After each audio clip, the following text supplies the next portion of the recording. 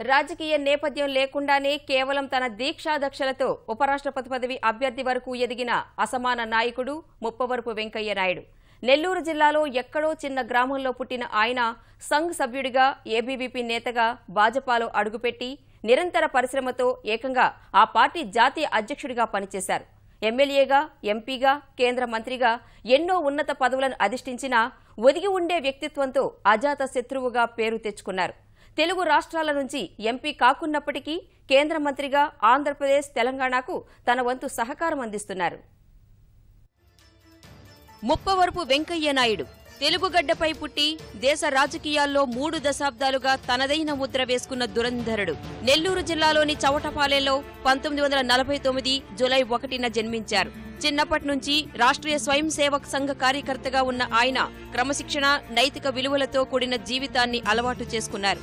ఆంధ్ర విశ్వవిద్యాలయంలో న్యాయవాద విద్య అభ్యసించే సమయంలో 1973 నుంచి 1974 వరకు విద్యార్థి సంఘం నాయకుడిగా పనిచేశారు. 1977-80 మధ్య జనతా పార్టీ యువజన విభాగం ఏపీ అధ్యక్షుడిగా దేశంలో అత్యయిక స్థితికి వ్యతిరేకంగా పోరాడారు. జైలుకు వెళ్లారు. 1978లో జరిగిన సాధారణ ఎన్నికల్లో ఉదయగిరి నుంచి పోటీ చేసి అసెంబ్లీకి ఎన్నికయ్యారు. అప్పట్లో దేశమంతా ఇందిర హవా నడిచినా ఉదయగిరిలో మాత్రం వెంకయ్య నాయుడు జయభేరీ మోగించారు. ఆ తర్వాత ఎన్టీఆర్ తెలుగుదేశం పార్టీ ఏర్పాటు చేసి 1983 ఎన్నికల్లో అత్యధిక సీట్లతో ముఖ్యమంత్రి పీఠాన్ని అధిష్ఠించినప్పుడు కూడా ఉదయగిరి నుంచి వెంకయ్య నాయుడు రెండోసారి ఎమ్మెల్యేగా గెలిచారు. 1980 నుంచి 85 వరకు బీజేఎల్పీ నేతగా తన వాణిని వినిపించారు. ఏదైనా అంశంపై ఆయన ప్రభుత్వాన్ని నిలదీస్తే సమాధానం చెప్పడానికి మంత్రులకు సైతం ముచ్చెమటలు పట్టేవి. అప్పట్లో ఆంధ్రప్రదేశ్లో భాజపాకు వెంకయ్య నాయుడు పెద్ద దిక్కుగా మారారు. అనంతరం పార్టీలో జాతీయ స్థాయి పదవులు ఆయన్ని వెతుక్కుంటూ వచ్చాయి. 1996 నుంచి 2000 వరకు భాజపా జాతీయ ప్రధాన కార్యదర్శిగా పనిచేసిన ఆయన 1998 నుంచి 3 సార్లు కర్ణాటక నుంచి రాజ్యసభ సభ్యుడిగా పనిచేశారు. ప్రస్తుతం రాజస్థాన్ నుంచి రాజ్యసభ సభ్యుడిగా ఉన్నారు. 2000వ సంవత్సరం సెప్టెంబర్ 30 నుంచి 2002 జూలై 1 వరకు వాజ్పేయి ప్రభుత్వంలో కేంద్ర గ్రామీణాభివృద్ధి శాఖ మంత్రిగా విధులు నిర్వహించారు. ప్రధానమంత్రి గ్రామ సడక్ యోజన అనే కార్యక్రమానికి కర్త, కర్మ, క్రియగా వ్యవహరించారు. ఈ కార్యక్రమంలో దేశంలో వేలాది కిలోమీటర్ల మేర గ్రామీణ ప్రాంతాల్లో రహదారులు నిర్మింపజేసిన వెంకయ్య పల్లెసీమల ప్రగతికి బాటలు వేశారు.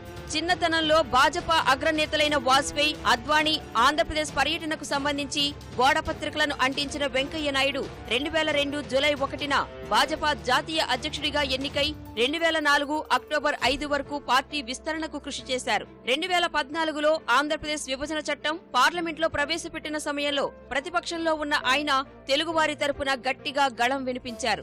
ఆంధ్ర ప్రాంతంలో చాలా మంది విభజనను వ్యతిరేకించినా 2 తెలుగు రాష్ట్రాలు ఉండటం అభివృద్ధికి మరింత ఉపయోగపడుతుందని గట్టిగా చెప్పారు. పార్టీ నిర్ణయాన్ని పలు వేదికలపై వినిపించారు. విభజన చట్టంలో ఆంధ్రప్రదేశ్ నష్టపోకుండా ఎన్నో కీలకమైన ప్రతిపాదనలు, సూచనలు చేయడం ద్వారా తెలుగువారి కోసం పోరాడారు. 2014 ఎన్నికల్లో మోదీ నేతృత్వంలోని ఎన్డీఏ సర్కార్ అధికారంలోకి వచ్చిన తరువాత కేంద్ర పట్టణాభివృద్ధి, గృహ నిర్మాణం, పట్టణ పేదరిక నిర్మూలన శాఖ మంత్రిగా పనిచేస్తున్నారు. మోదీ ప్రతిష్టాత్మకంగా ప్రారంభించిన స్వచ్ఛ భారత్ కార్యక్రమాన్ని వెంకయ్య ముందుండి నడిపిస్తున్నారు. అలాగే అమృత్, ఆకర్షణీయ నగరాలు వంటి కార్యక్రమాలతో నగరాల రూపురేఖల్ని మార్చి ప్రజల జీవన ప్రమాణాల్ని పెంచడంలో కీలక పాత్ర పోషిస్తున్నారు. పట్టణాభివృద్ధి మంత్రిత్వ శాఖతో పాటు పార్లమెంటరీ వ్యవహారాల మంత్రిగా పనిచేసిన ఆయన పార్లమెంట్లో ప్రభుత్వ వాణిని బలంగా వినిపించారు. ప్రధాని మోదీని గట్టిగా సమర్థించిన ఆయన సభలో ప్రతిష్టంభన ఏర్పడినప్పుడు కాంగ్రెస్ అధినేత్రి సోనియా గాంధీతో నేరుగా సంప్రదింపులు జరిపి ప్రభుత్వానికి, విపక్షాలకు మధ్య వారధిగా వ్యవహరించారు. కేంద్ర సమాచార ప్రసార శాఖ బాధ్యతలు చేపట్టగానే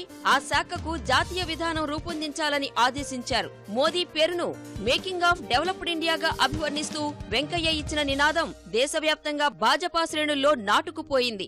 సంకల్పం, కష్టపడే తత్వం, సహనం, నేర్పు, అద్భుతమైన వాక్చాతుర్యంతో అంచెలంచెలుగా ఎదిగిన ఆయన పట్ల అన్ని పార్టీల నాయకులకు ఎంతో గౌరవభావం ఉంది. పార్టీలోనూ ప్రభుత్వంలోనూ తలలో నాలుకగా వ్యవహరించే వెంకయ్య నాయుడు అయితేనే సవాల్తో కూడుకున్న రాజ్యసభ సమర్థంగా నిర్వహించగలరని భాజపా పెద్దలు భావించారు. అందుకే ఆయన్ని ఉపరాష్ట్రపతి అభ్యర్థిగా ఎంపిక చేశారు.